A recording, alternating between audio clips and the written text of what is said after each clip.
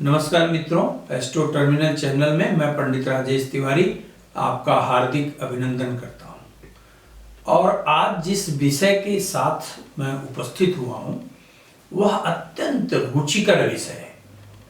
अत्यंत रुचिकर विषय।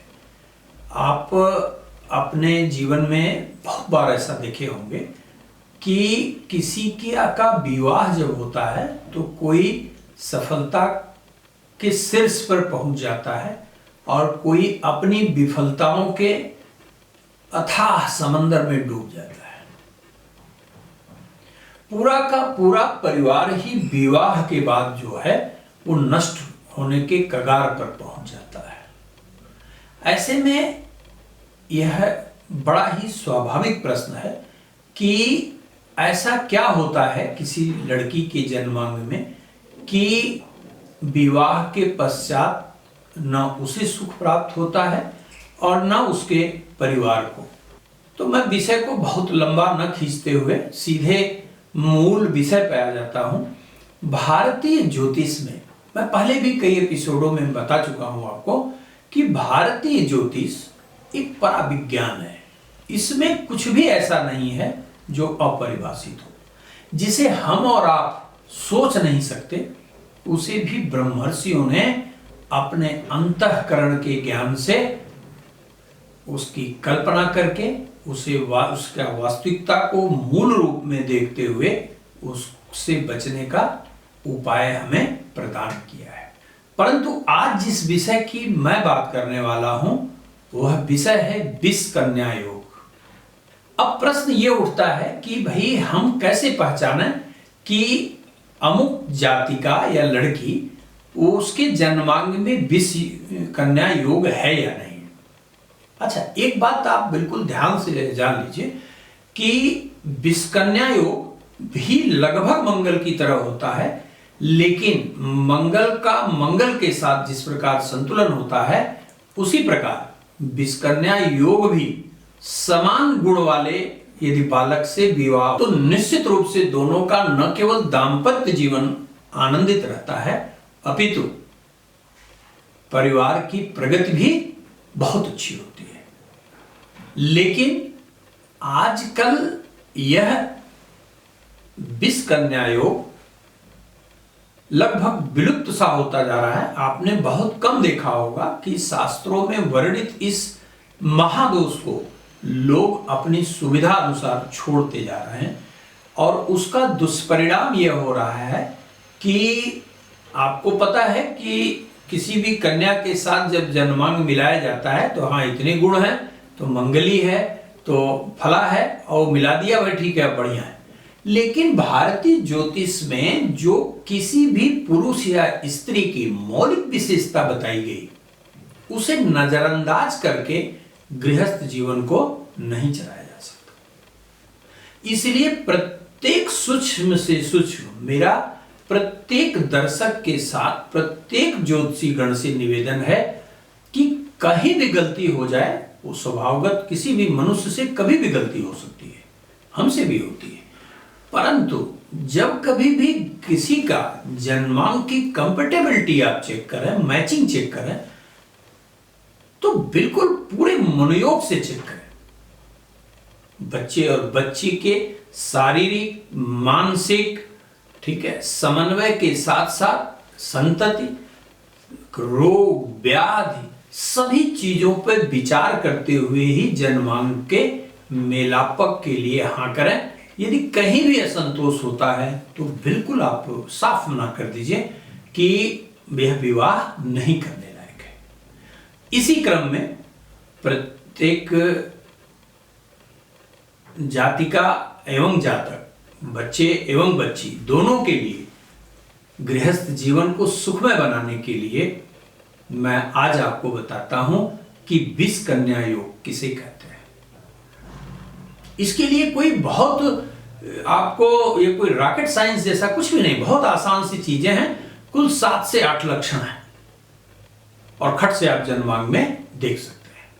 यदि किसी भी कन्या का जन्म द्वितीया तिथि को हो और दिन रविवार हो, ध्यान रखिए यदि किसी भी जातिका का जन्म द्वितीया तिथि को हो, दिन रविवार हो और जन्म के समय चंद्रमा नामक ग्रह शतभिषा नक्षत्र में हो ये अथवा अश्लेषा नक्षत्र में हो, तो ऐसे योग में पैदा हुई बच्ची को विषकन्या योग में पैदा हुआ कहा जाएगा। दूसरा इसका लक्षण जो है वह द्वादशी तिथि हो।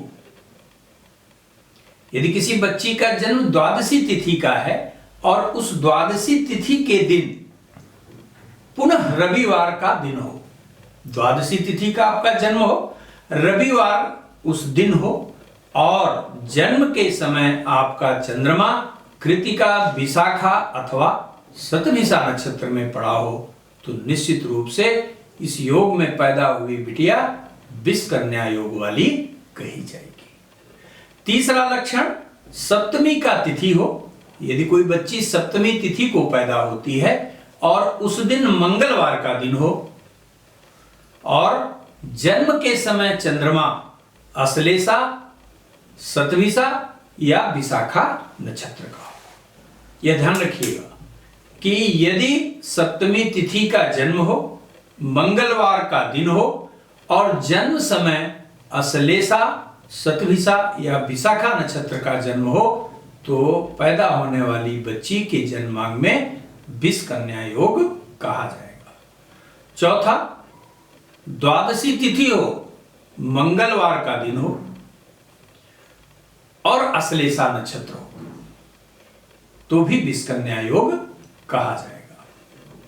पांचवा है द्वितीया तिथि हो।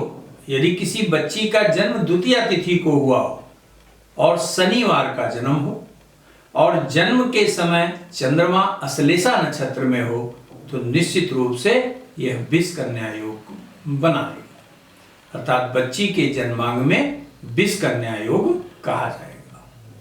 इसके बाद छठवीं स्थिति होती है कि यदि किसी बच्ची का जन्म सप्तमी तिथि को और शनिवार का जन्म हो, लेकिन जन्म के समय जन्मकालिक चंद्रमा जब कृतिका नक्षत्र में होगा तभी जो है वो विषकन्या योग होगा।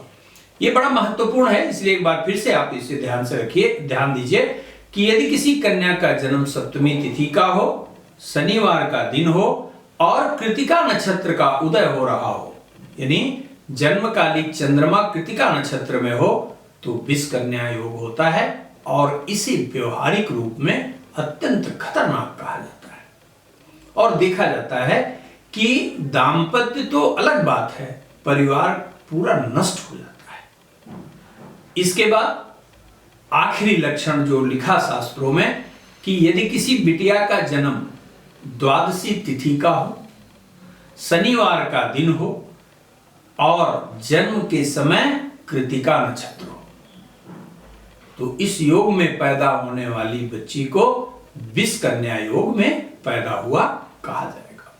यह जरूर ध्यान रखिएगा। अर्थात ये जो मैंने आपको 7 लक्षण बताए, अगर इसे आप प्रत्येक जन्मांग में परीक्षित करके करेंगे मैचिंग, तो निश्चित रूप से न केवल दाम्पत्य जीवन सुखद होगा, अपितु अनावश्यक रूप से परिवार कष्ट नहीं उठाए। अच्छा, यहां एक बात मैं और आपको स्पष्ट कर दूं कि विषकन्या योग ये कोई ऐसा नहीं है कि विषकन्या योग में पैदा हुई जातिका को अब गृहस्थ जीवन का सुख ही नहीं मिलेगा, उसे पति का सुख नहीं, संतान का सुख नहीं, परिवार का सुख नहीं। ये बिल्कुल ये भाव नहीं है। तात्पर्य यहां क्या है कि इन योगों में जो मैंने आपको बताया, इस योग में अगर बच्ची पैदा हुई है तो समान योग वाले बालक से ही विवाह किया जाए। जैसे यदि किसी बिटिया के जन्मांग में मंगली दोष है तो उस बिटिया का विवाह मंगला दोष वाले जातक से करने पर परम सुखद दाम्पत्य जीवन होता है। ठीक उसी प्रकार जिस बिटिया के जन्मांग में विषकन्या योग है, उसके भी वर की जब तलाश की जाए तो समान ग्रुप के व्यक्ति से ही की जाए। आशा है मित्रों कि आप अब पूर्णतः जान चुके होंगे कि विष कन्या योग क्या है और विवाह के समय निश्चित रूप से इसका ध्यान रखेंगे। धन्यवाद।